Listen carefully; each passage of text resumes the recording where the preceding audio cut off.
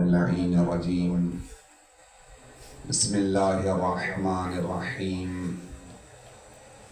الحمد لله الذي جعل الحمد مفتاحا لذكره وخلق أشياء ناطقة بحمده وشكره الصلاة والسلام على أشرف الأنبياء والمرسلين أبي القاسم محمد وعلى أهل بيته الطيبين الطاهرين المعصومين ولعنة الدائمة من الآن إلى قيام يوم الدين أما بعد فقد قال سبحانه وتعالى في القرآن المجيد بسم الله الرحمن الرحيم يا أيها الذين آمنوا اتقوا الله وكونوا مع الصادقين صلوات پڑھیں محمد و آل محمد کی ذات پر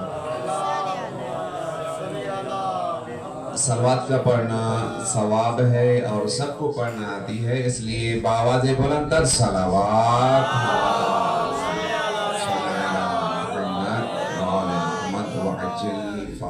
دعائے امام زمانہ بسم اللہ الرحمن الرحیم اللہم کل ولیک الحجت بن الحسن صلواتک علیہ وعلا آبائه في هذه الساعة وفي كل ساعة وليا وحافظا وقائدا وناصرا ودليلا وعينا حتى تسكنه أرضك طوعا وتمتعه فيها طويلا برحمتك يا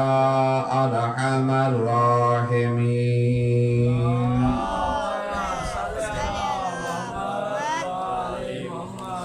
میری کوشش ہوگی انشاءاللہ کہ آپ کی جلد از جلد زحمات کو تمام کروں. سب سے پہلے میں نے اللہ کی لارہ کتاب قرآن مجید کی چھوٹی سی آیت پڑھنے کا شرف حاصل کیا جس میں اللہ نے خطاب کیا ہے ایمان والوں سے. یا ایھا الذین آمنوا اتقوا اللہ وکونوا مع الصادقین، اے ایمان والو متقی بن جاؤ. توجہ کیجئے گا انشاءاللہ. اے ایمان والو متقی بن جاؤ. یہاں پر دو چیزوں کا حکم آیا. سب سے پہلے اللہ نے خطاب کیا ایمان والوں سے، اس کے بعد ایمان کا لقب دینے کے بعد فرمایا کہ متقی بھی بن جاؤ. یہ ایمان کیا ہے اور متقی کیا ہے؟ کیونکہ جب ہمیں پتہ چل جائے گا کہ ایمان کیا ہے تو پھر آگے ہمیں متقی یعنی سمجھنے میں آسانی بھی ہوگی. اگر ہمیں ایمان ہی سمجھ نہیں آیا تو پھر متقی ہم سمجھ نہیں پائیں گے. سب سے پہلے ہم نے دیکھنا یہ ہے کہ ایمان ہے کیا. اللہ نے تقریباً قرآن میں ایمان والوں سے خطاب کیا ہے اور نام کسی کا نہیں لیا.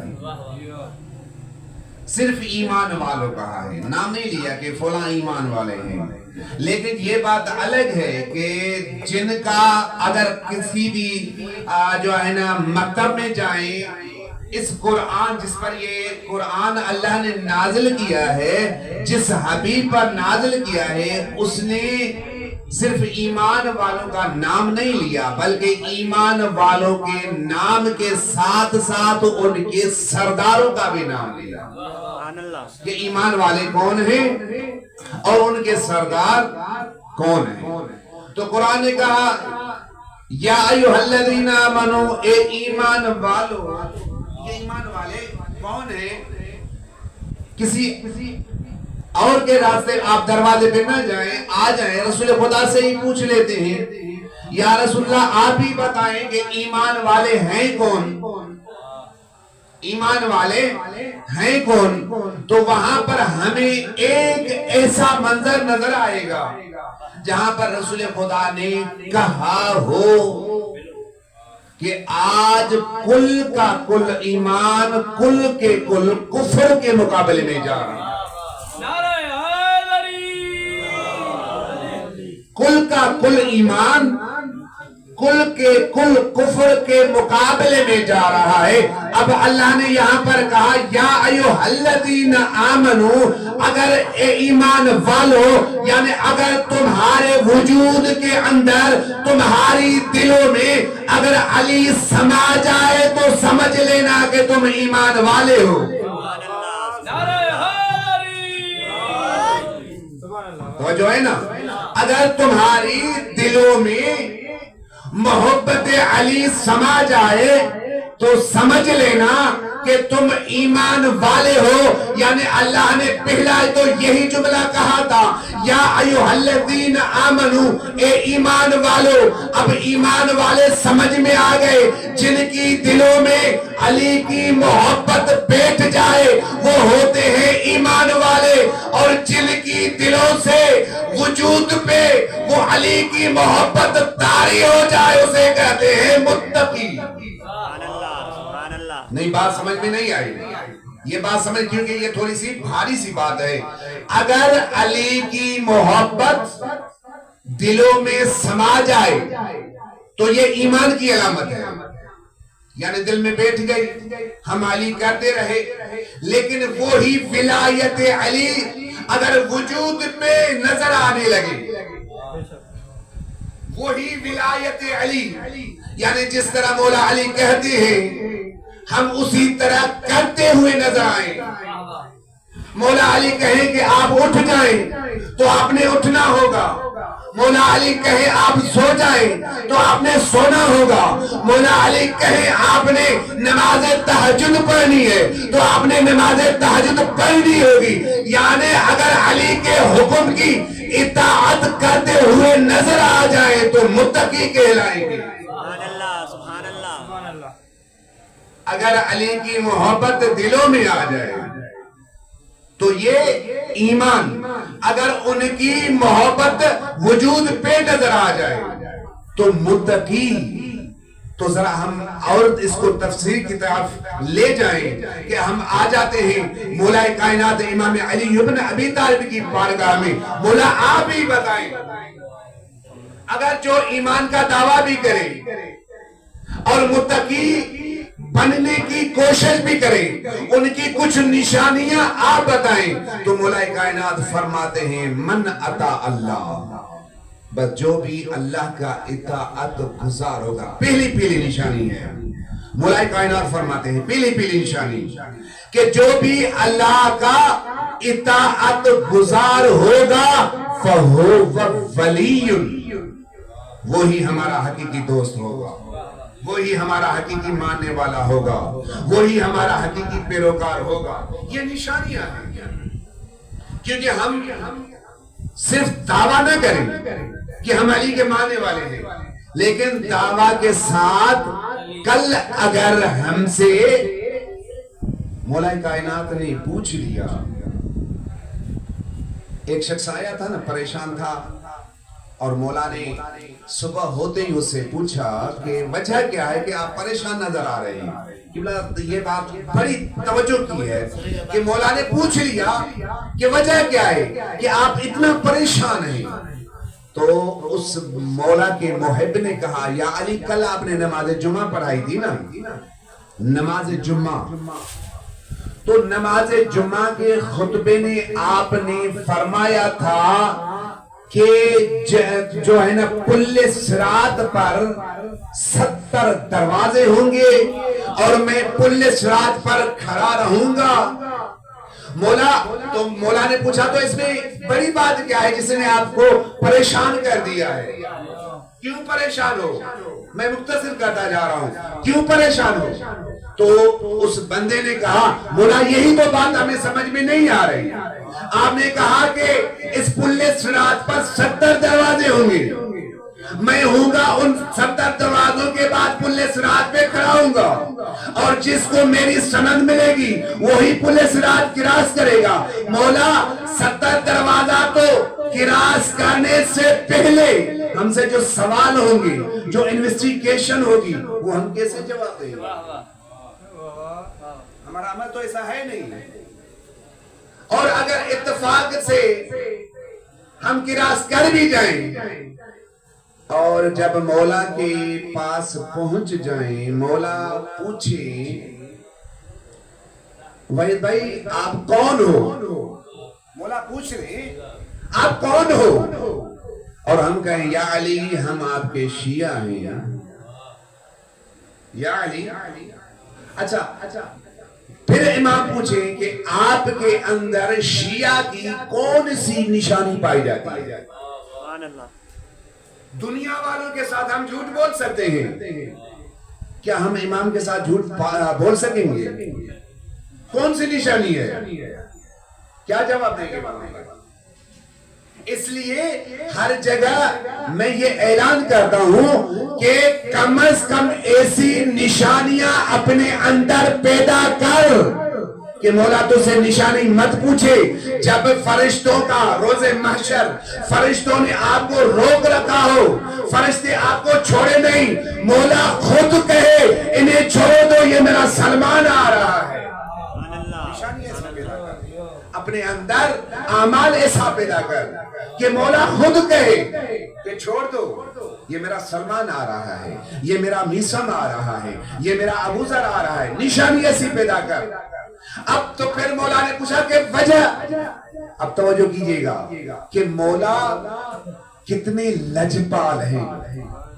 اگر ہمیں مولا کی بصیرت سمجھ میں آ جائے نا تو ہم مولا کی اطاعت کبھی نہ چھوڑ دیں۔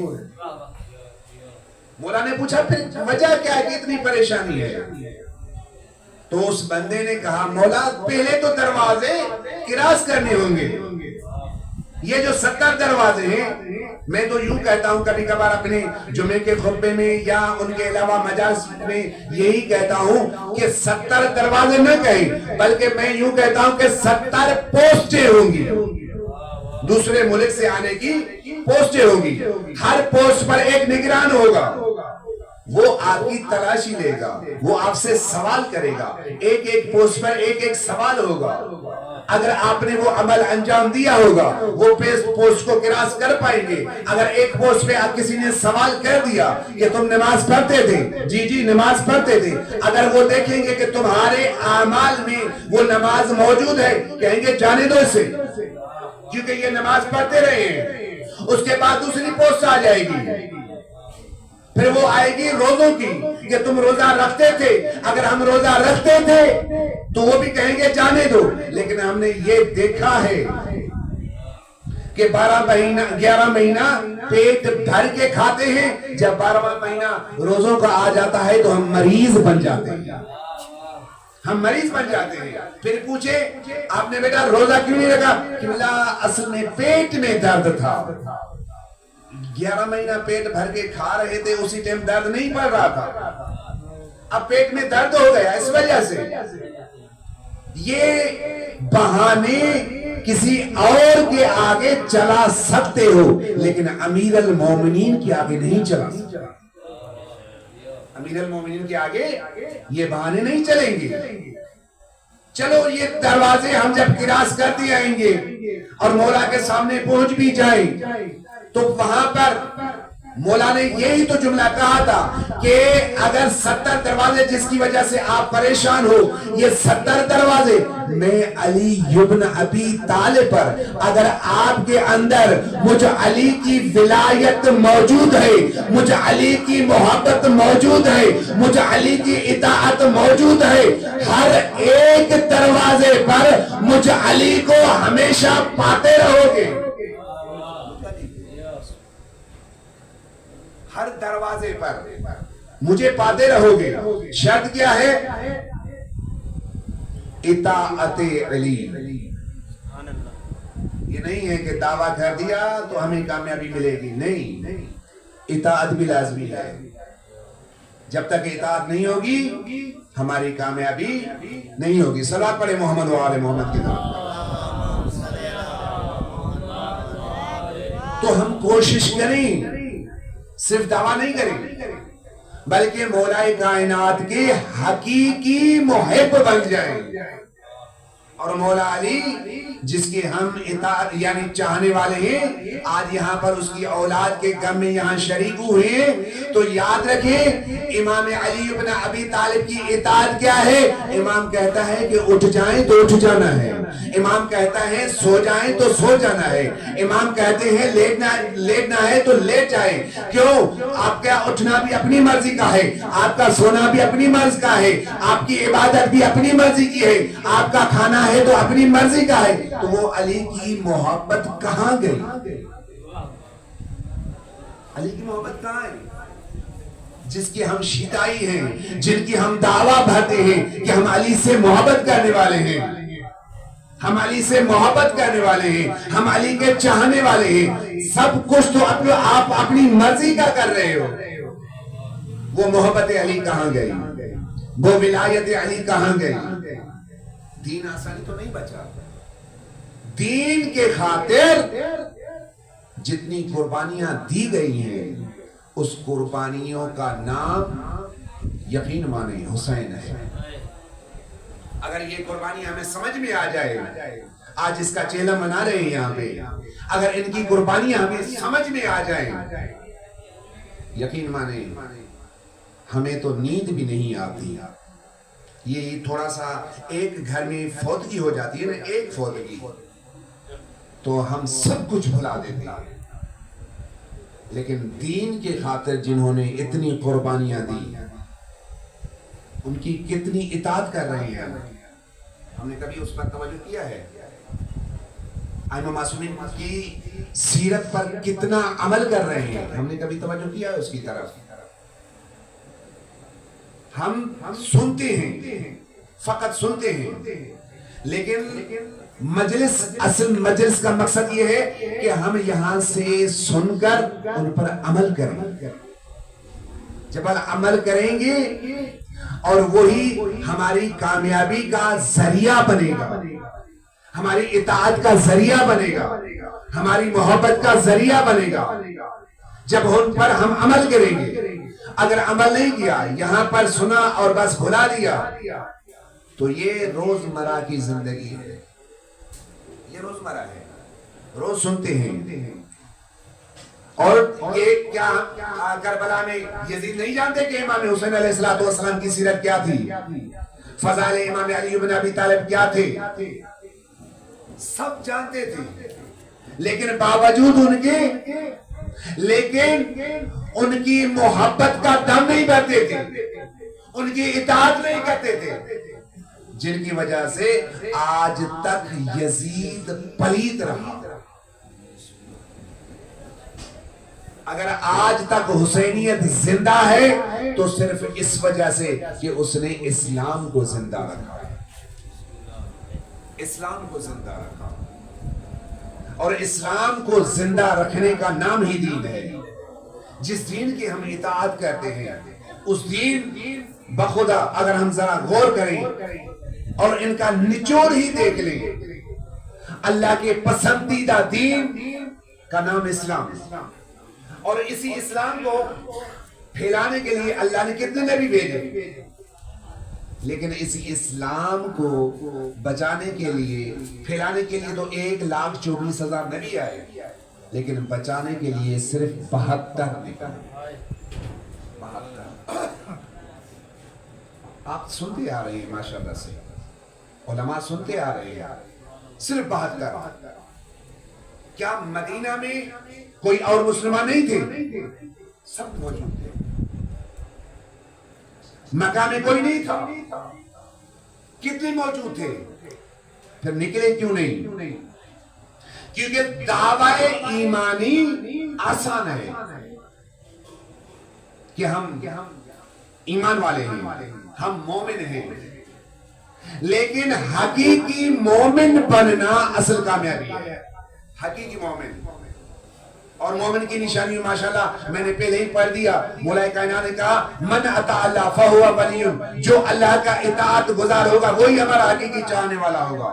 ومن عصى اللہ فہو عدو، پر جو بھی اللہ کا نافرمان بندہ ہوگا وہ ہمارا دشمن ہے. پھر اس کے لباس میں نہ دیکھنا کہ کس لباس میں ہے.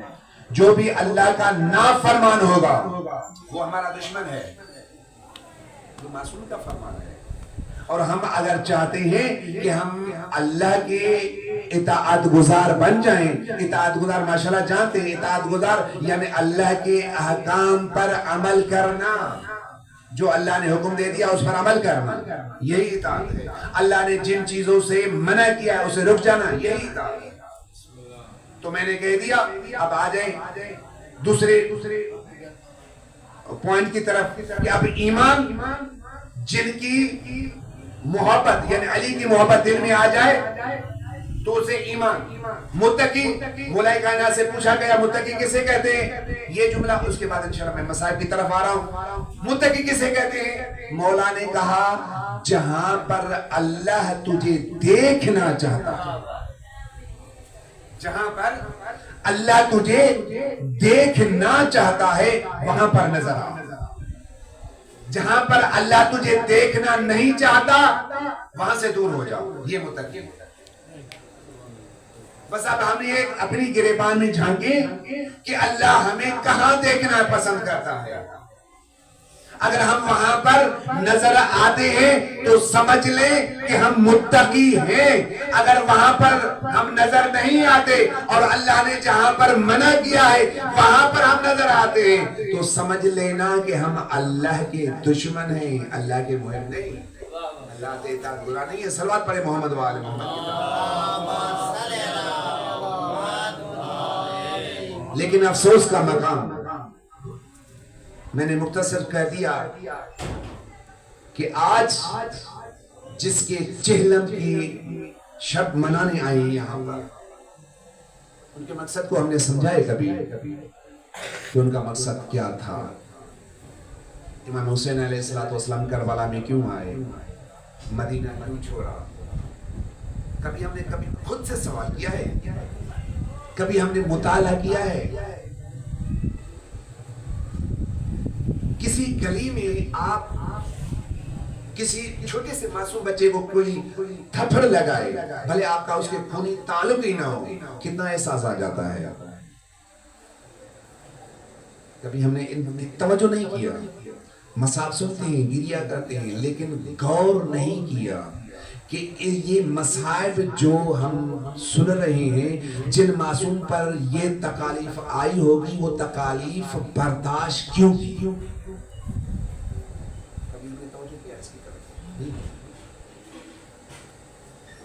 آج اگر کسی کے گھر میں رحلت ہو جاتی ہے، فوتگی ہو جاتی ہے، تو اگر اسی گھر میں اگر کسی کا بھائی فوت ہو جائے، کسی بہن کا بھائی فوت ہو جائے اور بہن آ جاتی ہے اپنے سسرال سے، سب چلے جاتے ہیں. دوسرے دن تیسرے دن سب چلے جاتے ہیں. جب گھر والے کہتے ہیں نا اس مرحوم کی بہن کو کہ آپ بھی جائیں، آپ کیوں نہیں چلتی؟ کہا میں کیسے چلوں، میرے بھائی کا انتقال ہوا ہے. اللہ جانے بی بی زینب نے کس طرح یہ چہلم کیا ہوگا. اللہ اکبر. آج علی اکبر کی جوانی کا چہلم ہے. آج حضرت قاسم کے پامال جنازے کا چہلم ہے. آج حضرت اون محمد کا چہلم ہے. آج کربلا والوں کا چہلم ہے. آزاداروں، یہ چہلم آج حضرت علی اصغر کے گلے پہ لگے ہوئے تیر کا چہلم ہے. آزاداروں، آج حضرت بی بی زینب سلام اللہ علیہا کی چادر کا چہلم ہے. अज़ादारों, आज बीबी सकीना सलाम अलैहा को तमाचे लगने का चेहलम है। अज़ादारों, आप क्या जाने कि सकीना को तमाचे किस तरह लगे। आप क्या जाने, अगर कोई छोटी सी मासूम बच्ची हो, जब करबला में कोई नहीं बचा, सबने शिमर ने भी ये चाहा कि जो सकीना के कानों में बालियां हैं वो मैं निकाल दूं। अज़ादारों, सिर्फ तीन बंदे हजरत सकीना की तरफ दौड़े, लेकिन शिमर मलऊन तेजी से दौड़ा। सकीना की बालियां उतारी नहीं गई। आपने सुना होगा, सकीना के कानों से बालियां छीनी गई थी। बस सकीना ने रो के करबला की तरफ मुंह करके कहा, चाचा अब्बास। आज़ादारों, आज हजरत सकीना की उस बालियों का चेहलम है। आज़ादारों, ये करबला जब ये चेहलम का दिन हुआ, ये चेहलम की रात हुई, यजीद ने पैगाम भेजा हजरत इमाम ज़ैनुल आबिदीन अलैहिस्सलाम की तरफ। इमाम ज़ैनुल आबिदीन को बुलाया गया, जैसे आपने थोड़ी देर मसाए पहले सुना कि इमाम हुसैन को बुलाया गया, हजरत इमाम सज्जाद को बुलाया गया। इमाम सज्जाद जब दरबार में गए, मुख्तसर कर दिया इमाम से। यजीद ने कहा, सज्जाद, मैं आपको रिहा करना चाहता हूं, अगर कुछ शराइत हैं तुम्हारी तो मुझे बता दें।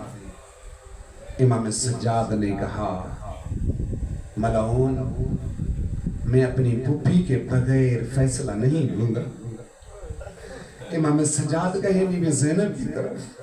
इमाम सज्जाद बीबी ज़ैनब की तरफ गए हैं। इमाम सज्जाद रो के कहते हैं, पुप्पी अम्मा, यजीद हमें रिहा करना चाहता है।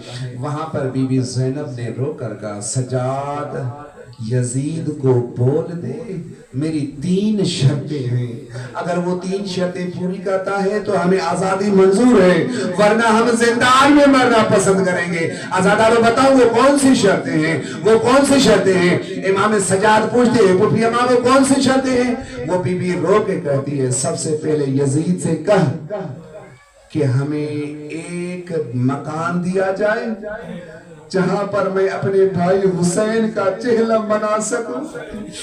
एक मकान दिया जाए जहां पर मैं अपने शुहदा की आजादारी बर्पा कर सकूं, और एक राही दिया जाए जो रास्तों से वाकिफ हो, हमें करबला तक पहुंचाए, करबला के बाद मदीने तक पहुंचाए, और हमारे जो मस्तूरात के जो ज़ेवरात थे वो भी वापस कर दिए जाए। जब इमाम सज्जाद दरबार में वापस आए ना, इमाम सज्जाद यजीद से कहते हैं, इमाम सज्जाद कहते हैं, पुप्पी अम्मा ने 3 शर्तें रखी हैं। सबसे पहली शर्त, एक मकान दिया जाए। यजीद ने कहा, मैंने मकान दे दिया, जितना रोना है रो लो, जितनी आजादारी करनी है कर लो, जितनी मजालिस बर्पा करनी है कर लो। और दूसरी शर्त कही कि हमें एक शख्स दिया जाए। वहां पर बशीर इब्न जज़लम को दे दिया कि जो रास्ता जानता था। जब तीसरी शर्त सुनी ना यजीद ने कि जो हमारी मस्तूरात के ज़ेवरात थे वो हमें वापस दे दिए जाए, जब ये सुनना था, यजीद ने कहा, ये तो पता नहीं वो ज़ेवरात कौन ले गया, जितने हमारे पास मौजूद हैं हम देने के लिए तैयार हैं। सज्जाद, उन ज़ेवरात के एवज में जितनी दौलत चाहिए वो मैं दे सकता हूं, बस इतना कहना था। इमाम सज्जाद कुर्सी पर बैठा हुआ था, बस उठ खड़ा हुआ, रोकर कहता है, ओ यजीद, तेरे खजाने में इतनी ताकत कहां जो मेरी पुप्पी ज़ैनब की चादर की कीमत अदा कर सके। आज़ादारों, तेरे खजाने में इतनी ताकत कहां, तेरे पास इतनी दौलत कहां जो मेरी सकीना बहन के कानों की बालियों की कीमत अदा कर सके। अला लानतुल्लाह अलल कौमिल ज़ालिमीन, सयअलमुल लज़ीना ज़लमू अय्युम मुनक़लिबिन यनक़लिबून मा तमिन।